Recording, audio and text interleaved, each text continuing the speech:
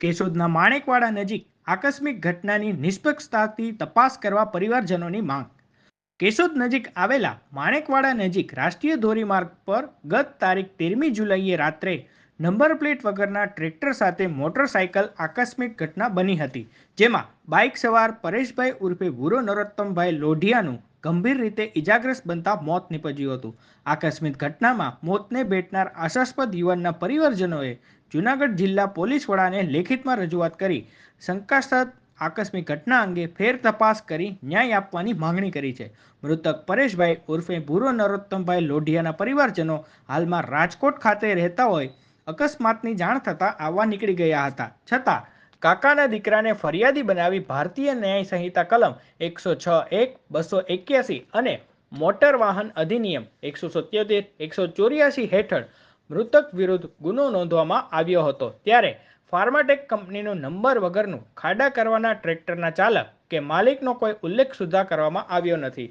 મૃતક પરેશભાઈ ઉર્ફે ભૂરો નરોત્તમભાઈ લોઢિયાએ કેશોદ પોલીસ સ્ટેશનમાં વિજય કરંગિયા અને સાગરીતો દ્વારા અપહરણ કરી લૂંટ ચલાવી હતી, જે અંગે ફરિયાદ નોંધાવી હતી, જેની તપાસમાં મૃતક અને તેઓની વૃદ્ધ માતાને તારીખ 9/2/2024ના રોજ પોલીસ સ્ટેશનમાં બોલાવી સમાધાન કરવા દબાણ કરેલ, જ્યારે ફરિયાદી ના પાડતા વૃદ્ધ માતાની નજર સમક્ષ ઢોરમાર મારી આખી રાત લોકઅપમાં રાખવામાં આવેલા હતા.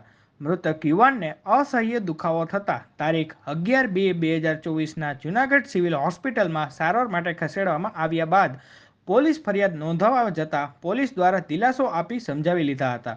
કેશોદના ચારચોક વિસ્તારમાં શિવ ફરસાણના નામે લારીમાં ગાંઠિયાનો વ્યવસાય કરતા આકસ્મિક ઘટનામાં મોતને ભેટનાર આશાસ્પદ યુવાનને પોતાની પત્ની સાથે પારિવારિક ઝઘડામાં પતિનું ઘર છોડીને કેશોદમાં જ રહેતા બેનના ઘરે જતા રહ્યા બાદ કેશોદ પોલીસ સ્ટેશનમાં ફરિયાદ નોંધાવા જતાં સમજાવવા ગયેલ પરેશભાઈ ઉર્ફે ભૂરો નરોત્તમભાઈ લોઢિયાને પત્ની અલકાબેન, તેમની બહેન કલ્પનાબેન, આગલા ઘરનો પુત્ર પ્રિન્સ અને અજાણ્યા શખ્સો સહિત 5 લોકોએ એકસમ કરી બેટ અને લાકડી અને ઢીકા પાટુનો ઢોરમાર મારી ઓળખીતા પોલીસવાળાને બોલાવી સોંપી દેતા પોલીસ સ્ટેશનમાં પીવીસી પાઇપ અને પટ્ટા વડે ફરીથી ઢોરમાર મારવામાં આવતા પોલીસ દ્વારા જાણ કરી બોલાવી યુવાનના કપડાં મળમૂત્રથી બગડી જતા વૃદ્ધ માતા કપડાં આપવા ગયેલ ત્યારે પણ મળવા દીધા ન હતા. પરિવારજનોએ પૂછપરછ કરતા જામીન આપી છોડાવી જજો, જેથી બીજા દિવસે છોડવામાં આવેલ, પરંતુ મોટરસાયકલ રજિસ્ટ્રેશન નંબર GJ03JK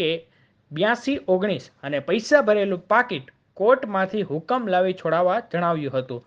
ઢોરમારનો ભોગ બનનાર ભયથી થરથર ધ્રુજતા મૃતક યુવાનને ઘરે લઈ જતા જણાવ્યું હતું કે અલકા તેમની બહેન, ભાઈ અને અજાણ્યા શખ્સ દ્વારા એવી માંગણી કરે છે કે જમનભાઈ નરોત્તમભાઈ લોઢિયાની તમામ મિલકત અલકાના આગલા ઘરના પુત્ર પ્રિન્સના નામે કરી આપ, નહીતર રોજ નવી ફરિયાદ કરી હેરાન પરેશાન કરી જીવવું મુશ્કેલ કરી આપશું.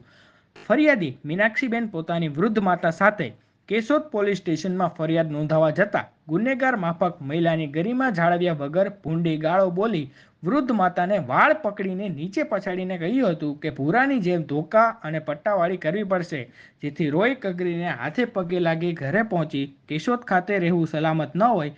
ફરિયાદી મીનાક્ષીબેન પોતાની વૃદ્ધ માતા, મૃતક ભાઈ સાથે એમનો દીકરો અને આગલા ઘરની દીકરીને લઈને રાજકોટ ખાતે રહેવા જતા રહ્યા હતા.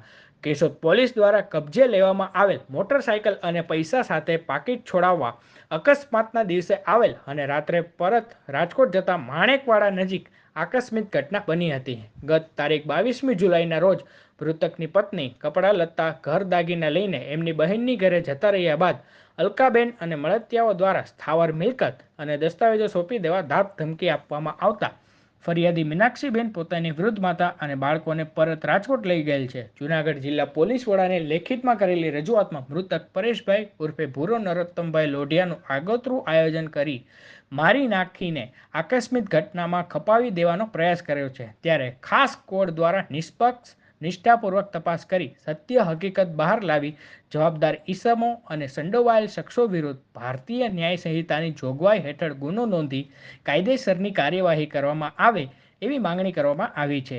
ગુજરાત રાજ્યના મુખ્યમંત્રી, ગૃહમંત્રી, કલેક્ટર અને ડીઆઈજી જૂનાગઢને ન્યાય આપવાની અરજી કરી છે. ત્યારે જવાબદાર તંત્ર દ્વારા કાર્યવાહી કરવામાં આવે છે કે કેમ એ તો આવનારા દિવસોમાં જ ખબર પડશે. ત્યારે ફરિયાદી મીનાક્ષીબેન પોતાના મૃતક ભાઈને અને વૃદ્ધ માતાને ન્યાય અપાવવા ન્યાયપાલિકા સમક્ષ જવાની તૈયારી દર્શાવી છે. આપો બસ, અમારે બીજું કઈ નહીં, અમને ન્યાય આપો.